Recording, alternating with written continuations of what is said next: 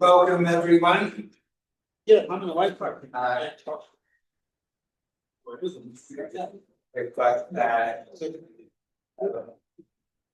We've got who's here, remember, and welcome to everyone online, including James Slack online, Chief Economist of PHP, and PHP for again sponsoring the event and work of the Founder Economy Program. There's Celine and old friends. Some of whom are back at the update meeting for the first time for a number of years. So it'd be very nice catching up with old friends again. It seems that every year in the update we're talking of an important time in Chinese development and China Australia development because it is always an important time. Since Ligang and I got the update series started 27 years ago. At the time, the 20th anniversary of reform, beginning of reform in China. So we initially got going just as a one-off event with a book out of that event, but there was such interest in it that it became an annual event, and there's always been new developments in China, new developments in relationship to talk about. And today and tomorrow we'll be talking about a very important set of developments, the impact of both the digital economy on China's development, on China's interrelationship with the rest of the world. It will cause us to think hard about some things we haven't thought through in the past. Some of these will come up in the papers, and I hope that others will come up in discussion. How well economies manage the adjustment to the opportunities of the digital economy is going to very big effect on comparative economic performance. Inevitably, therefore, it becomes an element in economic and strategic rivalry, which has the same effects on the international trading system.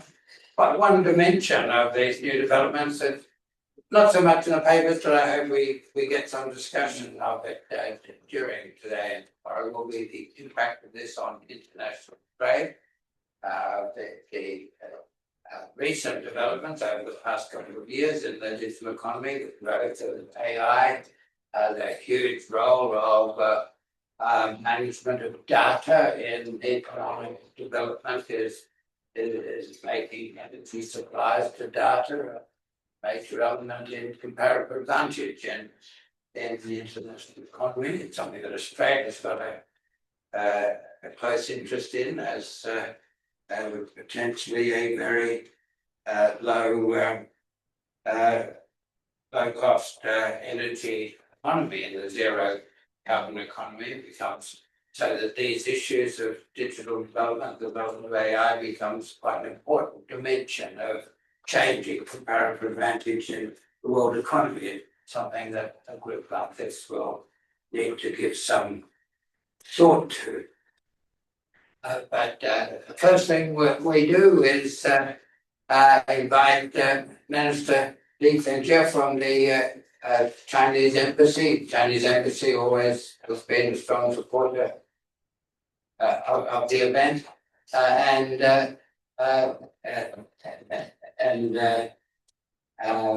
it'd be great to have you launch our book from the update at the next meeting. But to get the show rolling, I'd like to welcome the acting director of the Crawford School of Public Policy, Professor Ligang, to open the event. Thank you for coming.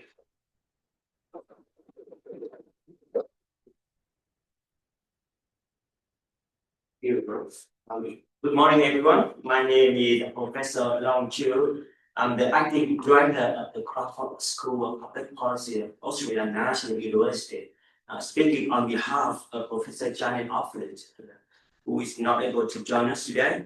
On behalf of the Crawford School, it's my great pleasure to welcome you to the AU China Update of 2025, the 25th edition of this esteemed series. I would like to begin by acknowledging the first Australian, the traditional custodians of the land on which we meet today, and pay my respect to the elders, both past and present. This year,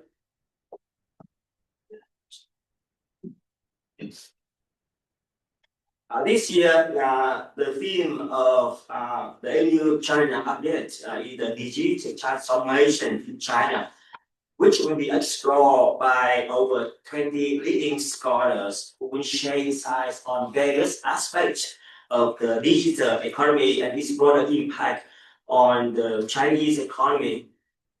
China Update is hosted by the China Economy Program, established in 1997 at the Crawford School of Public Policy. The program is home to both resident academic experts and emerging doctoral and master scholars. Drawing upon the expertise of the specialists on China and its economy, the Crawford School of ANU, there's an extensive network of the region and world-class specialists with a diverse set of research initiatives. These experts bring together knowledge in economics, public policy, and policy practice, focusing on the most significant trends in China's economic development and their implication for Australia, China, and the broader region. Over the years, the AU China Update series has developed with deep insight into key trends in the Chinese economy. And this year, the theme is digital transformation in China. Is crucial for understanding the latest trends reshaping the Chinese economy. China is undergoing a major digital transformation driven by advancements in AI, big data, cloud computing, and robotics. And these technologies create new high-tech sectors and also transform traditional industry, helping to boost efficiency. After 3 decades of full integration into the global internet, China now boasts more than 1 billion internet users, a huge number, and is the world's largest digital consumer market. Chinese online retail market has remained the world's largest for more than a decade, and mobile payments have increased rapidly over the last 15 years. However, the future of China's digital economy faces several challenges, including how to foster indigenous innovation, how to implement relevant regulations, and how to develop accurate methods to measure its true impact on productivity.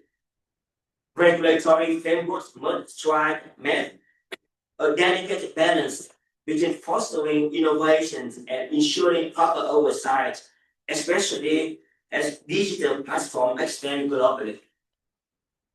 In this year's China Update, our speaker will explore these challenges and opportunities, identifying pathways for deepening China's digital transformation and how digital development can become a central driver of China's high-quality economic growth in the next stage of its development. The China's Update Conference is complemented by the annual publication of the China Update volume, available in both English through AU Press and in Chinese through the Social Sciences Academic Press of China. Over the years, this volume has become Australia's leading academic publication for in-depth analysis of the Chinese economy. The 18th edition, a retrospective of China's economic reforms between 1978 and 2018, was LI Press second most downloaded for 2020, with nearly 300,000 downloads by 2023, the top ranked in the Asia Pacific category. And there has been a total more than 1 million downloads for volumes by 2023. Each year, the China Update Books is launched following the conference, and all editions are available for free download through LI Press. The volumes are also translated into Chinese and published by Social Sciences Academic Press in China. In September this year, the China Economic Program launched the 15th Chinese edition of the China Update Books at the National School of Development in Beijing University. The edition focuses on China's emerging sources of economic growth. The public launch was attended by scholars, students, and industrial participants, and the event was live streamed through the Beijing University platform with over 15,000 online viewers. The China Update is a prime example of industrial academic collaborations. We are grateful to BHB, the official sponsor of the China Update series. This partnership helps bring together perspectives from academia, businesses, and policymakers, enriching our understanding of China's growth dynamics and the implication for Australia and the world. And it's my pleasure to introduce Professor Garnaut, the chair of the keynote sessions, and to welcome our distinguished speaker of the first session, Mr. LI Fanjie, Minister of the Chinese Embassies in Australia, Mr. Graham Stack, Chief Economist at BHP, who will speak online, and also Professor Ligang, our colleagues from Crawford School. Thank you very much, and please join me in welcoming them.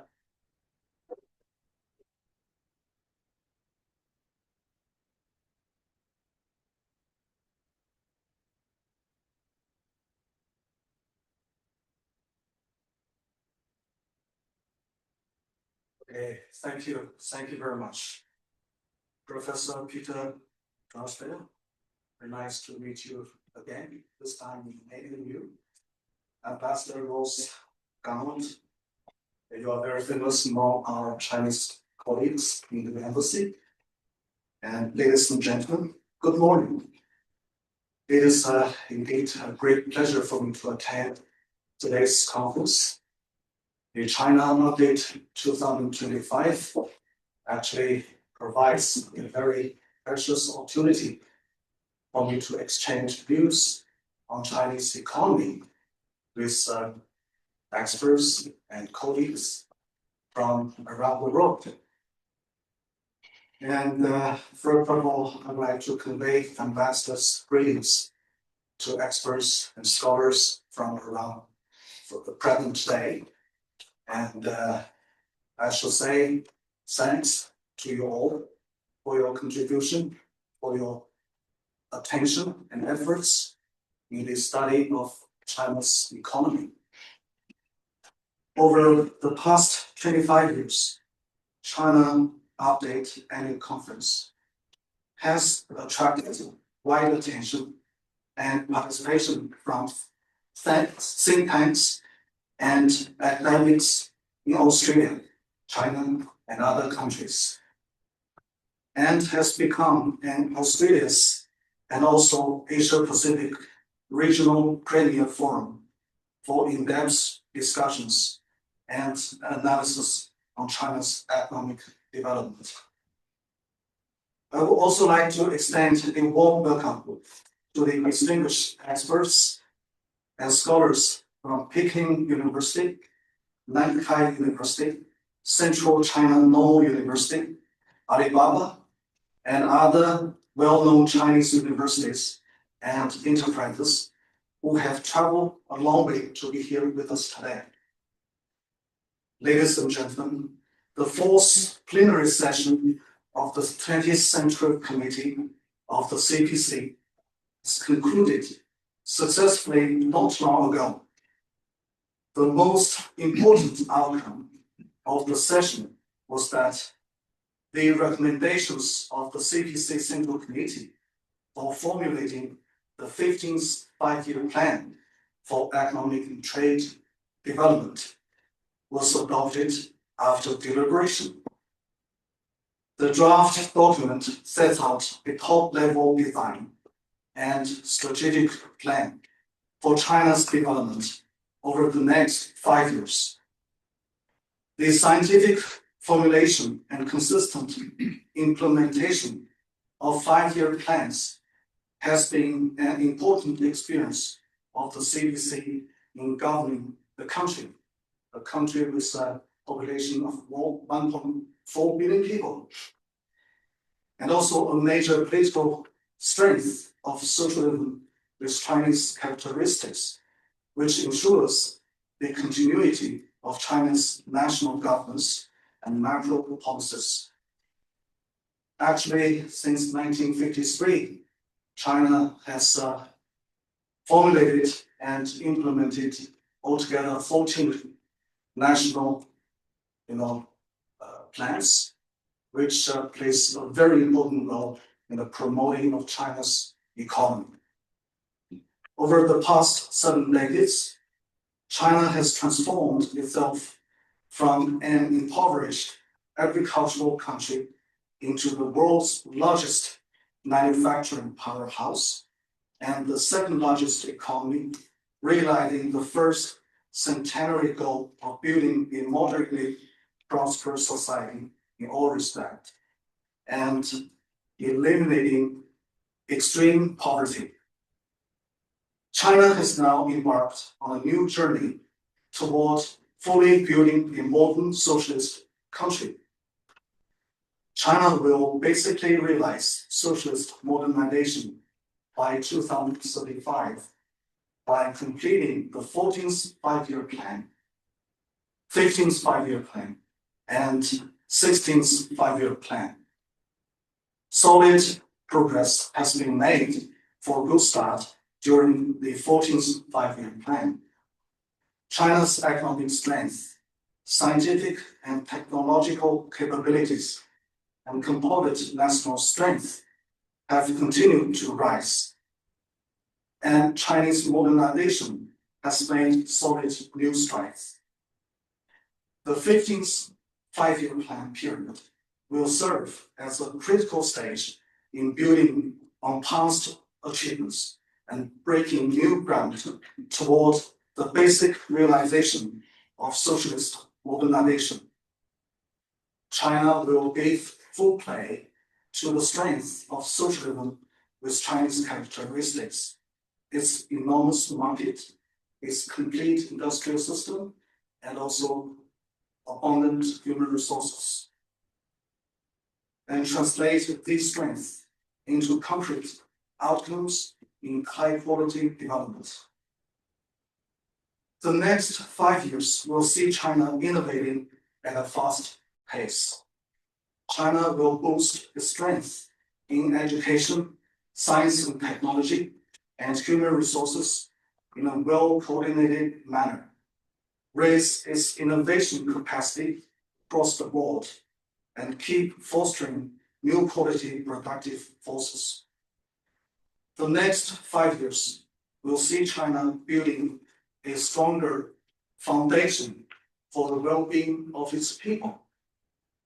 China will continue to solve the pressing difficulties and problems that concern people the most in employment, income, education, and social security, making steady progress toward meeting people's aspiration for a better life. That is the goal of the Chinese government to achieve. The next 5 years will see China broadening its paths towards a greener future. China will uphold and act on the principle that lucid waters and large mountains are invaluable assets, strengthening ecological security barriers and enhancing green development momentum. The next 5 years will also see China opening its door even wider. China will promote reform and development through further opening up, upholding true multilateralism, while sharing opportunities and pursuing common development with all countries, including Australia. Ladies and gentlemen, this year's China update focuses on the theme of the digital transformation in China. The digital economy refers to a new form of economic activity driven by a new round of scientific and technological revolution and industrial transformation, which is rapidly integrating into all sectors of economic and social development, and has become a major engine of high-quality growth. In recent years, China's digital economy has expanded rapidly from 11.2 trillion yuan in 2012 to 53.9 trillion yuan in 2023. In 2024, the added value of China's core digital economy industries accounted for around 10% of GDP, and China's data output reached 41.06 zettabytes, representing 26.67% of the global total. During the 14th five-year plan period, China achieved remarkable progress in building a digital China. These achievements can be seen in the following areas. First, China has built extensive infrastructure nationwide. By the end of June 2025, China has built 4.55 million 5G base stations, 5 times the number 5 years ago. That is a rapid increase. With 226 million gigabit broadband users, a 34-fold increase. China's total computing power ranks second worldwide. Second, China made breakthrough in multiple areas of technological innovation. Domestic operating systems are gaining traction with devices in the Harmony OS ecosystem surpassing 1.19 billion units. China now also accounts for 60% of the global AI patents, and major progress continues in fields such as humanoid robotics and smart terminals. Third, China has seen strong momentum in the digital economy. By the end of 2024, China's software revenue had grown by 80% compared with 2020, while the added value of the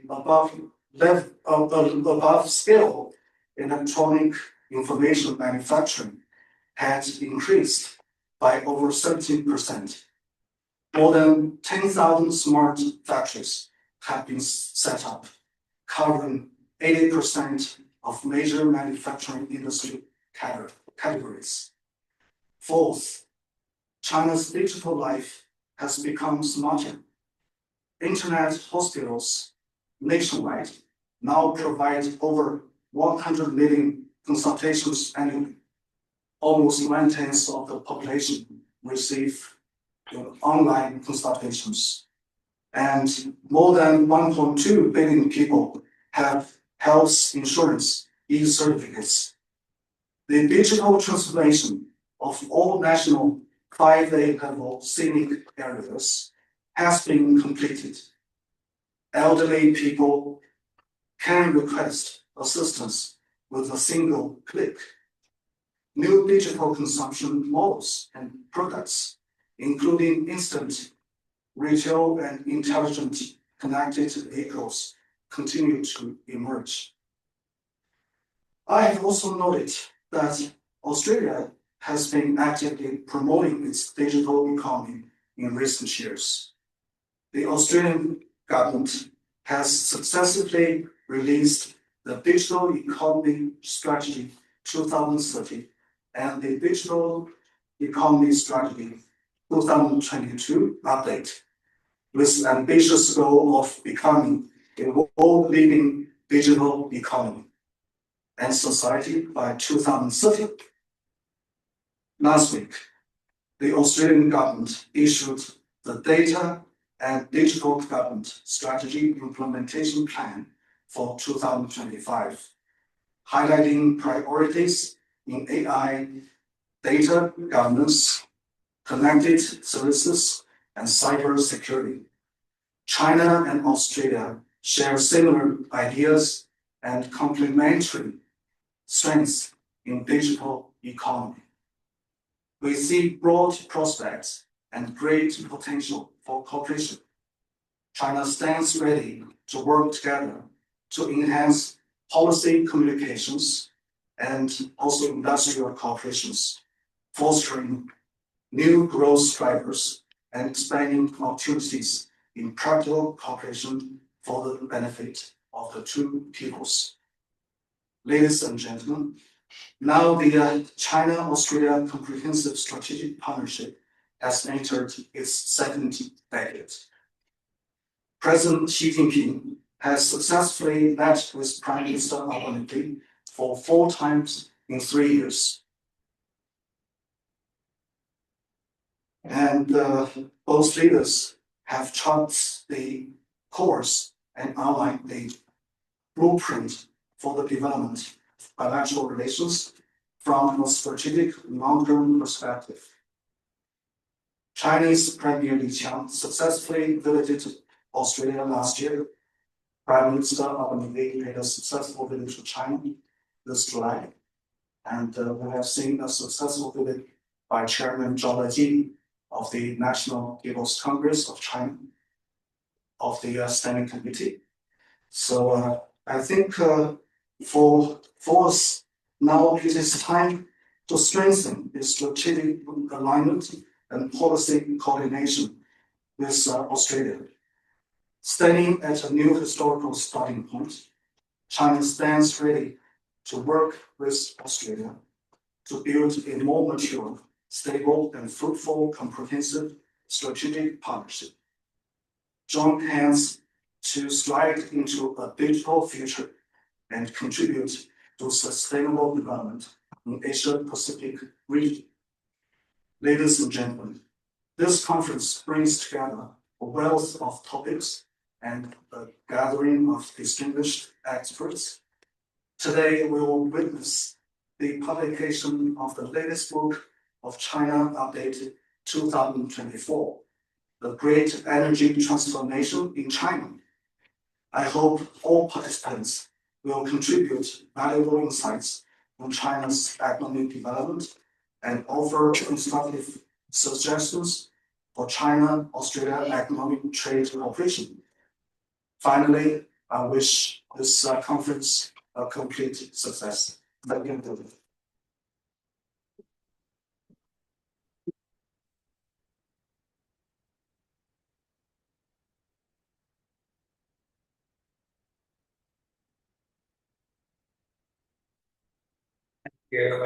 Mr. Lee. Now we have online the Chief Economist of BHP.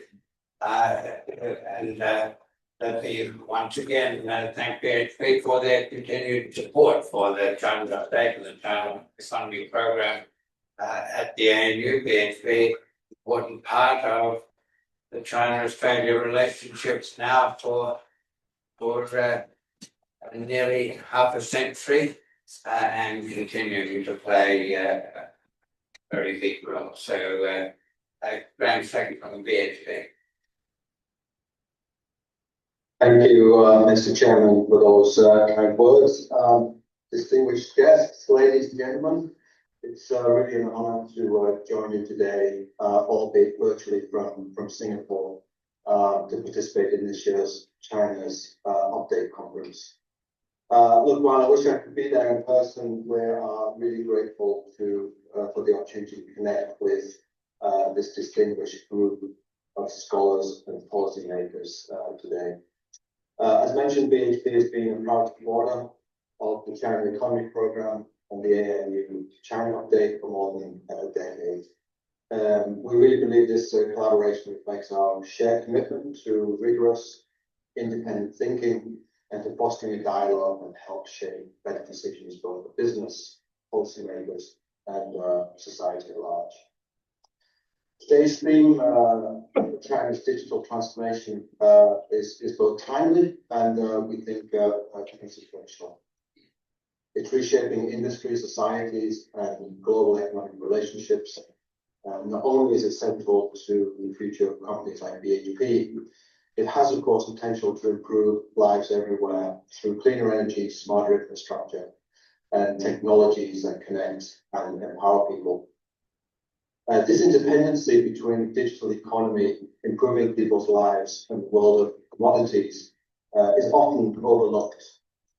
Now, when a resource company talks about digital transformation, it can sound like we are jumping on bandwagon. But the reality is that digital transformation is core to BHP's strategy and to that of many other companies.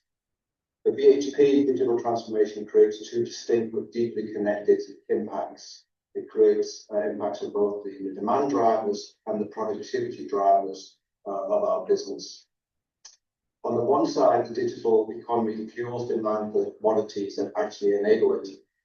Copper, the data centers and EVs, and steel for the infrastructure that underpins digital networks and renewable energy systems. On the other side, digital technologies transform how we supply those commodities through automation, through analytics, machine learning, make our operations safer, more productive, and more sustainable. These are two sides of the same coin, of course. The digital transformation is both driving the need for resources, providing the tools we need to deliver them more efficiently and more responsibly. That matters because it reveals that the digital transformation is, at its core, a physical transformation. Artificial intelligence and cloud computing don't just run algorithms, they run electricity, copper wiring, and cooling systems. EVs are digital technologies on wheels, and they're very copper intensive. An EV typically contains 3 times more copper than conventional internal combustion engine vehicles. And the rollout of 5G and the Internet of Things depends on steel for towers and copper for connectivity. And herein is the challenge.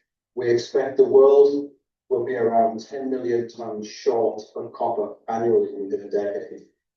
A huge shortfall unless prices rise sufficiently to incentivize roughly 250 billion plus of new investments into copper exploration.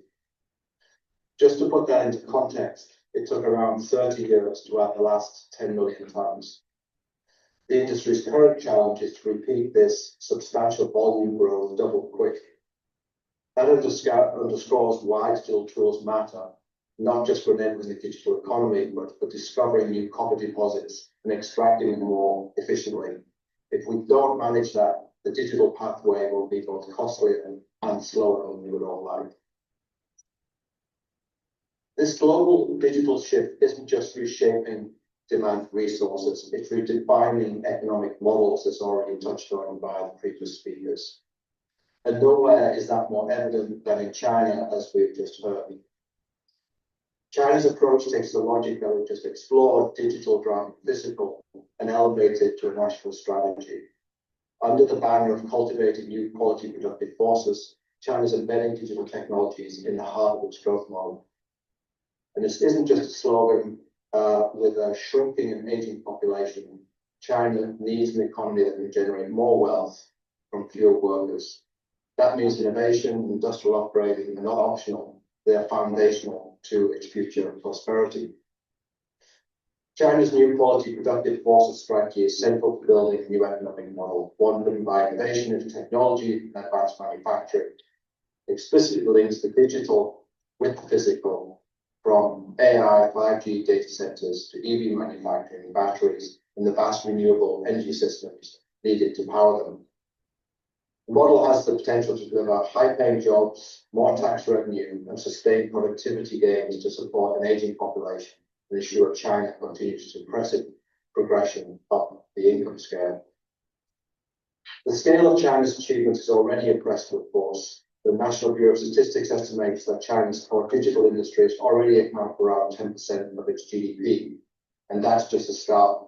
China is utilizing this 10% to transform the entire economy. The new AI Plus initiative is a case in point. It has a simple goal. By 2027, it aims for more than 70% of new devices to be new generation intelligent terminals. That is the next wave of smart devices with AI built in, think factory robots, smart home hubs, and AI-powered car dashboards. We're talking about a top-down push to integrate AI into every corner of its economy. And this matters to BHP because AI doesn't live in isolation. Every smart device, every predictive model, every autonomous system depends on physical infrastructure, and that means data centers. For example, we estimate that the copper used for data centers globally will grow sixfold by 2050, from around 500,000 tons a year today to around 3 million tons by 2050. And that uplift roughly is equivalent to the combined annual output of the world's 4 largest copper mines today. I think this illustrates, I hope it illustrates to you the scale of the investment required, not just in software and devices, but in hard assets like metals, energy, and land. For China, this means mobilizing an immense amount of capital at a time when copper profits are under pressure, tax revenues are soft, and deflationary forces remain a concern. The question, of course, is whether China could meet this investment while navigating these apparent headwinds. Of course, history shows that periods of disruption can often spark the greatest innovation, and we see a similar story in China's own digital history. If you ask when China's digital transformation truly began to accelerate, many will point to the SARS outbreak of 2003. At that time, Alibaba was primarily a B2B directory, and JD.com was a chain of physical electronic stores. But when the outbreak forced millions of people into isolation, the friction of the physical world meant businesses had to find new ways to reach customers. The rest, as they say, is history. JD.com moved online and Alibaba launched Taobao. Just as SARS forced the adoption of e-commerce, today's frictions can accelerate China's digital transformation, and they can unlock new engines of growth through productivity gains, cleaner energy systems, and technologies that improve lives globally. Another reason for optimism is that China is not just a participant in this transformation, it is clearly a leader. From EVs to solar panels to battery technology, China's innovation is accelerating global progress. BHP, we see this firsthand. We're partnering with Chinese firms like BYD and CATL on battery technologies, mining equipment, and locomotives. We work with Naren Engineering on digital tech services for our Copper South Australia expansion plans. And these collaborations reflect a new complementarity, China's engineering and technical capabilities alongside Australia's resource base. But this collaboration also underscores the importance of openness and trust. Trade friction and global uncertainty threaten to slow the global shift in energy and digitalization. The relationship we forge in forums like this critical to sustaining progress. And this brings me to the core challenge I want to leave you with today. A challenge for us, both as economists, policymakers, academics, and business leaders. The frameworks we rely on to make decisions are inadequate for the world we now find ourselves in. For decades, the dominant logic in economics, business, and public policy has been optimization.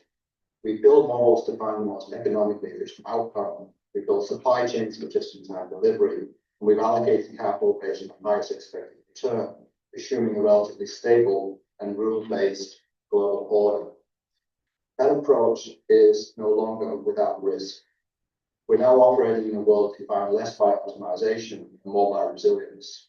A world where outcomes are not dictated by pure market logic, but by a complex interplay of geopolitics, social value, and evolving policy priorities. Traditional economic models, those that abstract away from frictions, are of limited use. Real-world frictions are not noise, they are the model. Ladies and gentlemen, we need to keep building new models, tools that embrace uncertainty, global complexity, and accounts for trade-offs and feedback loops. We're seeing encouraging progress already. Economists working alongside political, social scientists, engineers, and data scientists, and scenario planning becoming more common. But we do need to go further. We need to make this interdisciplinary approach the norm and prepare not for one expected future, but for multiple possible futures. And we need to bring those new tools and insights into the boardroom. They need to be fit for the real world decision makers. Thank you very much.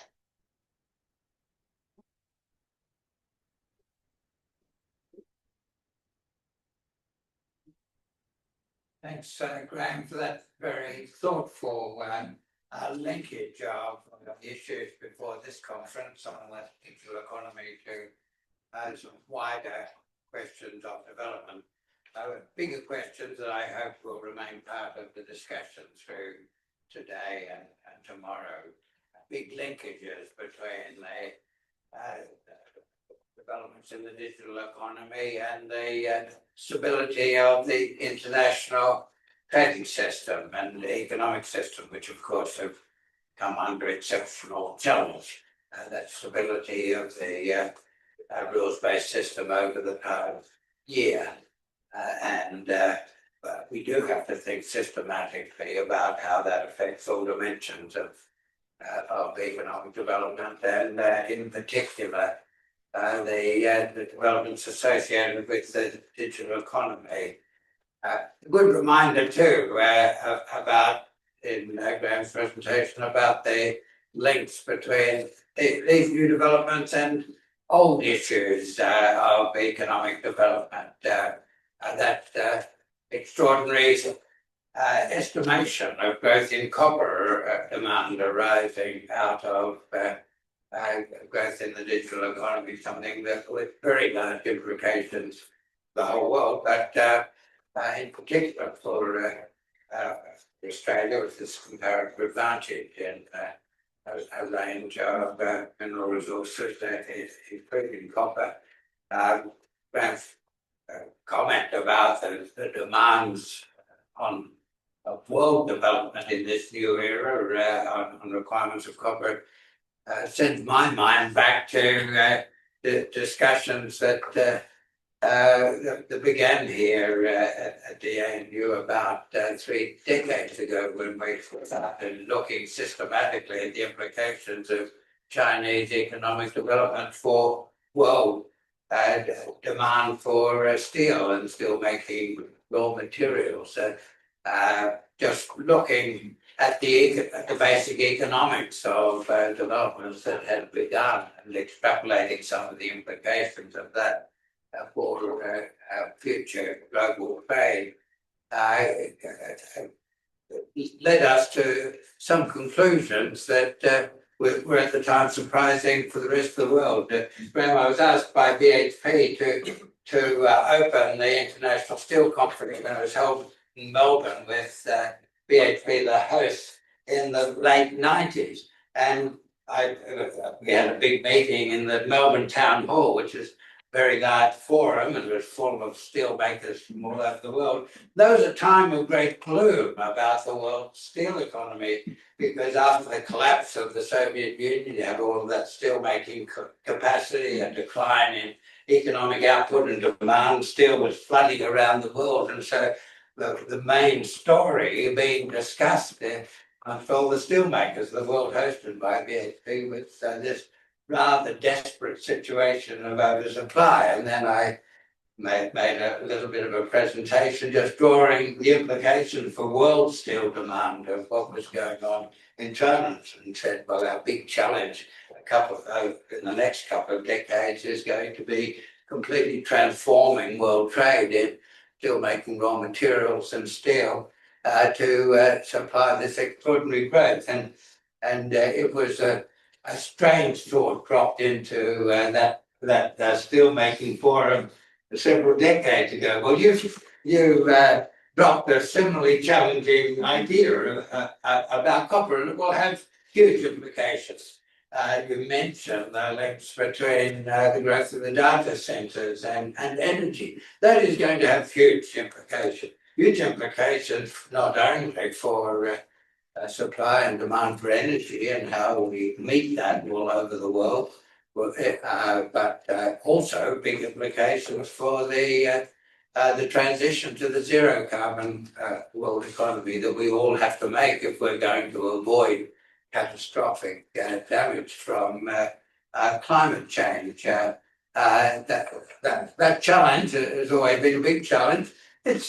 It's a bigger challenge as we meet the extraordinary growth in demand for energy in data. And these developments are going to have big effects on comparative advantage in the world economy. There'll be new countries emerge as major supplier of energy-intensive materials and of energy transition minerals like copper.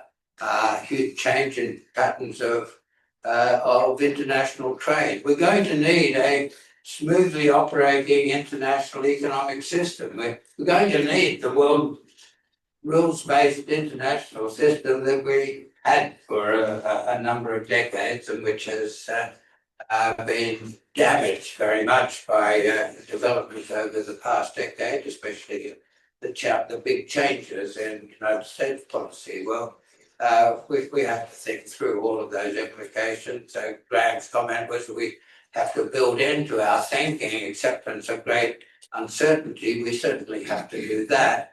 But we also have to continue to think about how we restore and maintain elements of the rules-based system that have been fundamentally important to global development.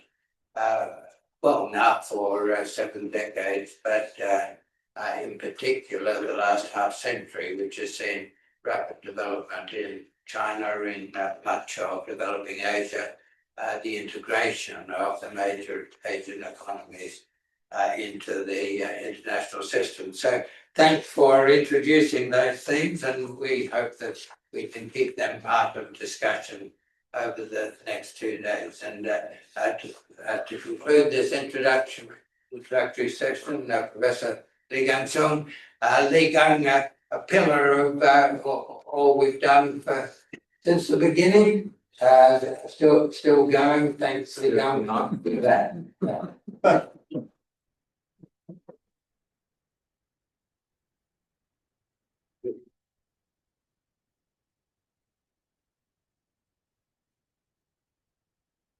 Thank you very much, Ross. Good morning, everyone. My name is Ligang, a convener for running the series. So before I start, I'd like to thank Professor Lumbu for the welcome remarks you gave this morning, and also like to thank Minister Li for your remarkable speech update about China's development.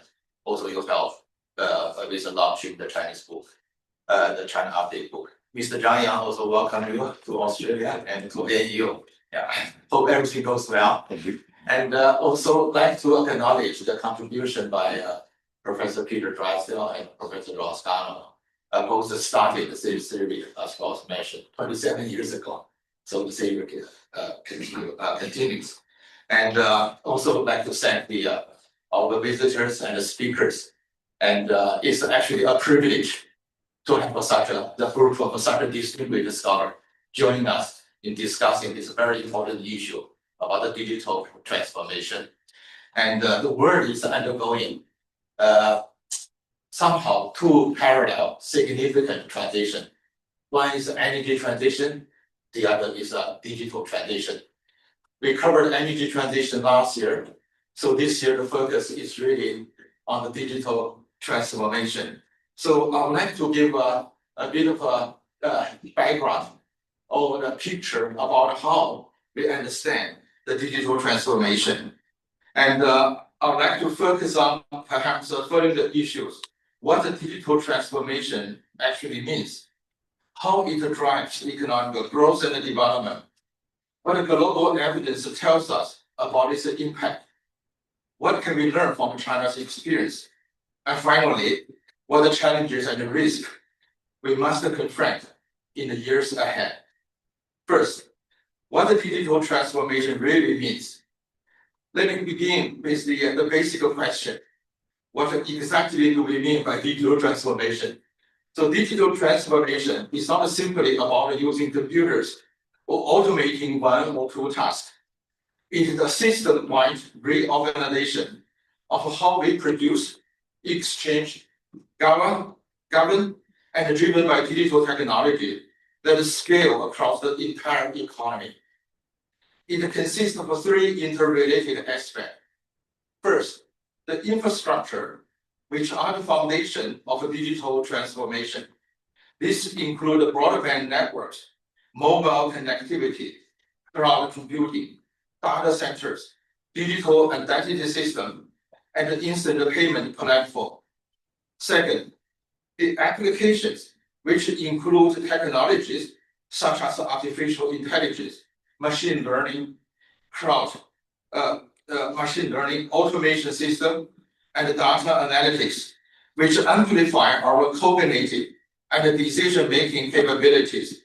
Lastly, development in the new business models, including digital platform and data-driven services that reshapes how value is created and how markets are organized and how competition works in this new environment. So what makes today's digital era distinct from the early periods of technological advancement? It is the scale and the scope. We're not just automating specific tasks. We are reorganizing entire system. So digital products are non-rival. So meaning one person's use does not reduce another's. And the platform-based market create a network effect, which where the value grows as more people join. We can see this transformation clearly in the data. Across the OECD economies, the ICT sector has grown about 3 times faster than the overall economy over the past decade. Digital services employment worldwide has grown at 6 times the rate of overall employment over the past 2 decades. So digital transformation is no longer a trend. It is becoming the central architecture of a modern economic life. Second, how digital technology drive growth. Digital technology fuel economic development through 4 major channels. First, digital transformation could lift the productivity growth. At the technology and the production level, software, digital platform, and databases can be replicated at near zero marginal cost and redeployed across the tasks, sectors, and locations. Where ICT investment combined with complementary intangibles capital, for example, and organizational change is consistently associated with a higher labor productivity or the total labor productivity. As a digital system, automated routines, improvement, information processing, and support data-driven decision-making. Firms that adopt AI and the digital tools see the substantial productivity gains. Second, there may be a faster innovation and adaptation to new environment and market. Digital tools lower the cost of experimentation. They shorten the product development cycles. During the COVID crisis, companies with strong digital capabilities suffered much smaller revenue losses than those without them. Major industries with a clear potential to benefit from a lower cost of experimentation, including medical science, pharmaceuticals, advanced materials, biotechnologies, robotics, and advanced manufacturing. Third channel is a digital platform to intermediate traditional financial institutions in the facilitation of payments, lowering transaction costs and intermediation rent.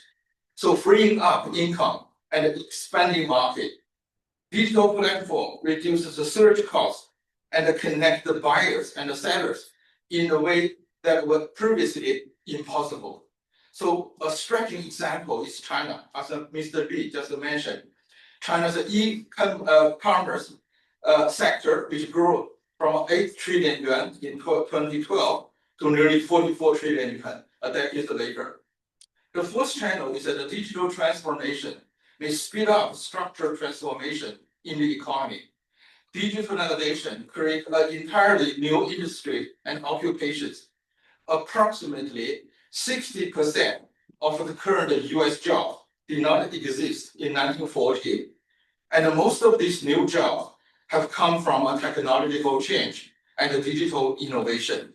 So those forces can lift an entire economy onto a higher long-term growth path, but only if supported by right policies with a strong institution overseeing this development.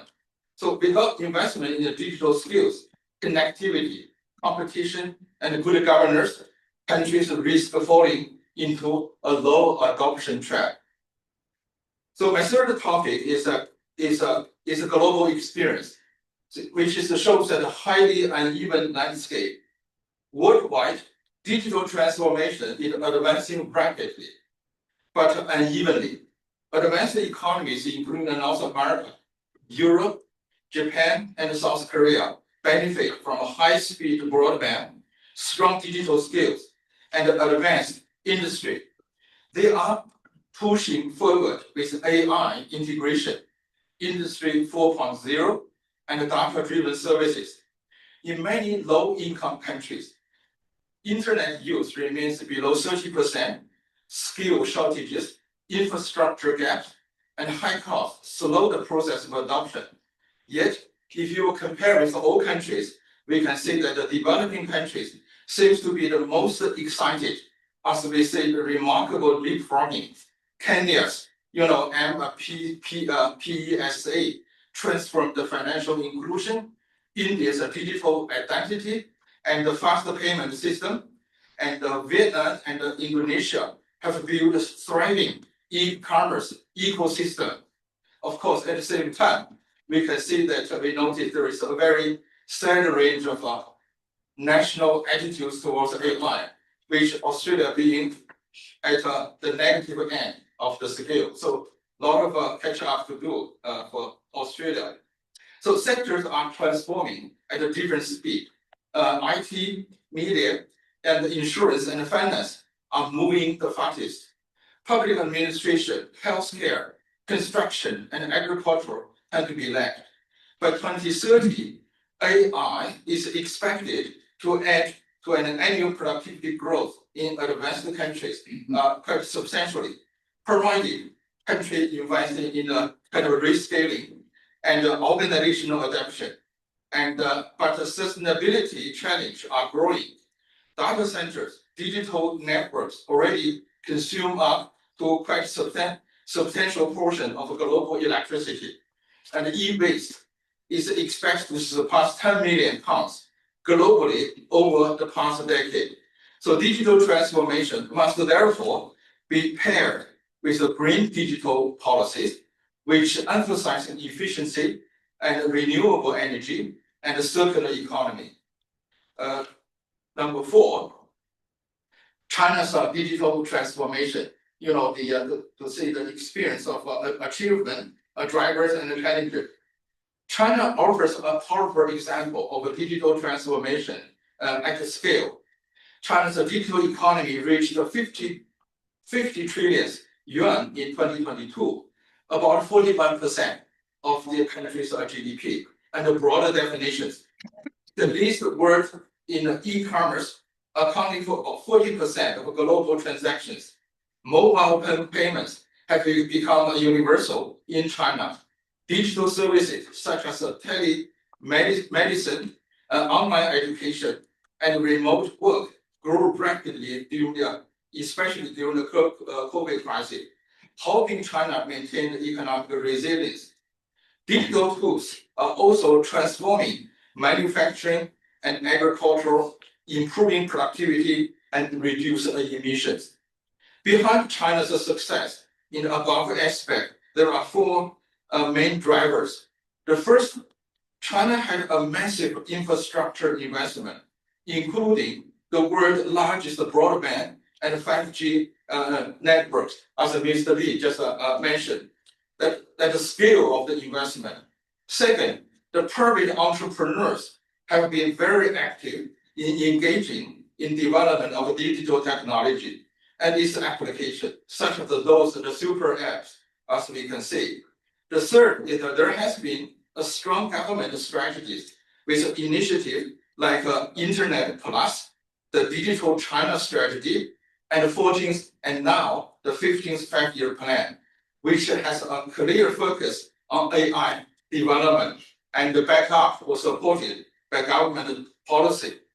The fourth is that there is a vibrant market demand and driven by a larger population of active digital users and highly competitive private firms. So despite the impressive gains, major challenges exist. China faces an urban-rural digital divide, regional disparities, which cost promises far ahead of the central and west region.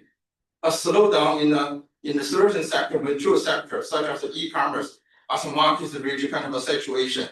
Dependence on the foreign technology in area like semiconductors, green energy consumption, and e-based cyber securities and data governance issues that requires the more robust policy framework. So finally, let me just highlight very briefly about the risk, limitation, and the future challenges. Overall, digital transformation brings the economic benefit, but also significant challenges. One major challenge is in the labor market.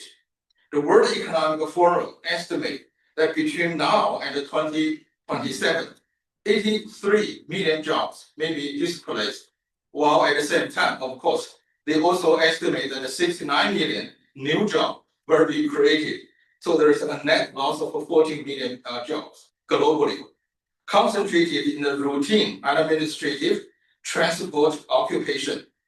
The International Labour Organization finds that only a small portion of tasks and are fully kind of automatable, yet the distribution effects are large, with the middle-skilled jobs facing contraction, high-skilled workers are seeing rising wage premiums, and workers without digital skills risk of falling behind.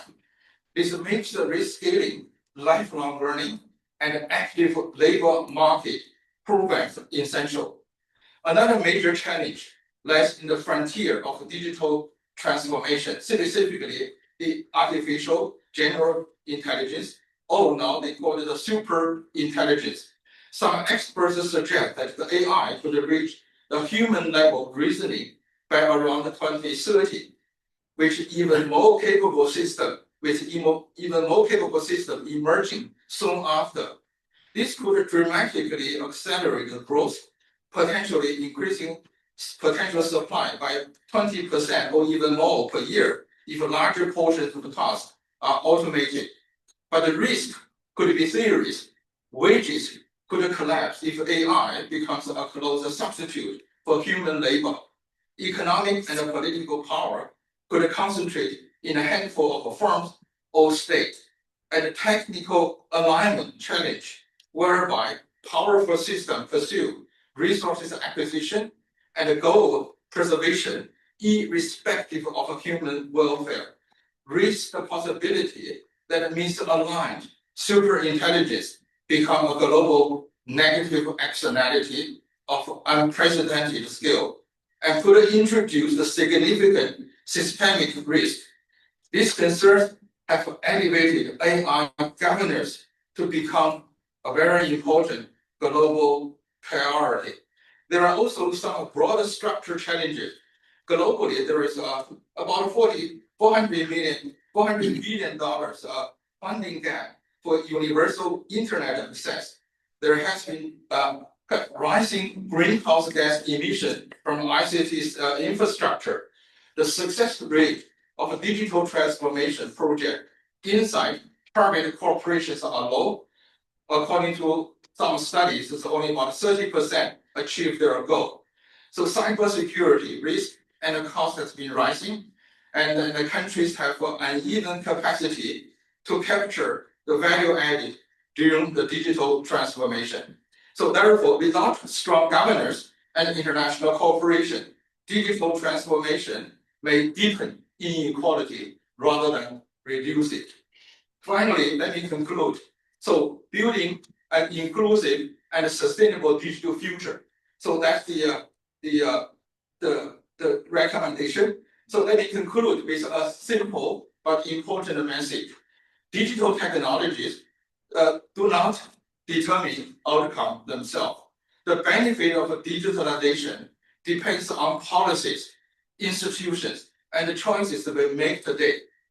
To secure an inclusive and sustainable digital future, countries must focus on a few important priorities: universal and affordable digital access, robust digital public infrastructure, including digital identity, secure data frameworks, and interoperable platform, and competitive digital market, and supported by modernized competition policy, investment in people through education, skills, and lifelong learning, and forward-looking governance of cybersecurity, privacy, sustainability, and AI safety. So if we succeed in those areas, digital transformation can lift productivity, fuel innovation, and promote shared prosperity. But if we fail, it risks creating a deeper divide between regions, countries, sectors, firms, and people. So the next decade will be crucial with a thoughtful policy, including the policy for income redistribution and a strong institution, especially relating to relevant regulations and market means for allocating digital resources and international cooperation. We can ensure that the digital transformation becomes a force that supports human development with a dignity and a broad-based economic well-being for everyone. So today and the next day, in the next 2 days, our scholars and the contributors will focus on many aspects of the digital transformation. So very much look forward to it. Thank you very much.